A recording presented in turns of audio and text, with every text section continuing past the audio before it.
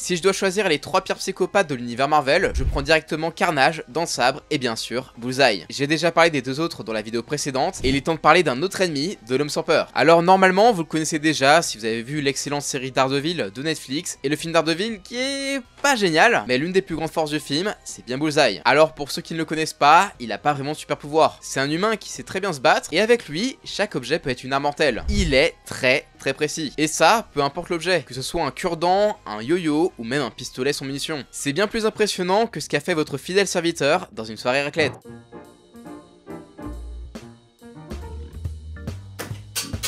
C'est un méchant très gratuit, très cruel, il prend énormément de plaisir à tuer et il le fait toujours de manière très brutale. Et ça, on le voit dans la série, où à chacune de ses apparitions, il y a de la tension et un sentiment de malaise et de violence qui s'installe. Et personnellement, Daredevil saison 3, c'est un banger. J'ai surkiffé le combat dans le commissariat, où quand Bullseye souhaite se venger de tout le monde. Et concernant le film, son côté foufou et psychopathe est très bien mis en avant. D'ailleurs, les éditeurs ont même repris son design dans les comics. Côté origin story, c'est un malade. Lester, déjà, il a une enfance difficile, son père le battait, mais dès le début, il a des tendances psychopathes. Il tue des pigeons pour se défouler, il a essayé de brûler son père en cramant son appartement. Il a ensuite été mis dans une famille d'accueil qui était bien plus saine et joue au baseball où il était super bon. Tellement bon qu'il s'est très vite ennuyé et il a lancé une balle à pleine puissance sur un mec qui s'est moqué de lui. Il a juste buté comme ça. Et Lester a vraiment aimé le goût du sang et il s'est plus tard engagé à la CIA où il a fait la rencontre du Punisher. Toute l'équipe était des ripoux, donc Frank, il a fait le ménage. Mais Bullseye lui a quand même offert une sacrée résistance. Par la suite, il est devenu mercenaire à New York et il a voulu se faire un nom en battant Daredevil. Et il a par la suite rejoint le Caïd en tant qu'assassin. Et ce mec, je le trouve juste terrifiant. Dans le film,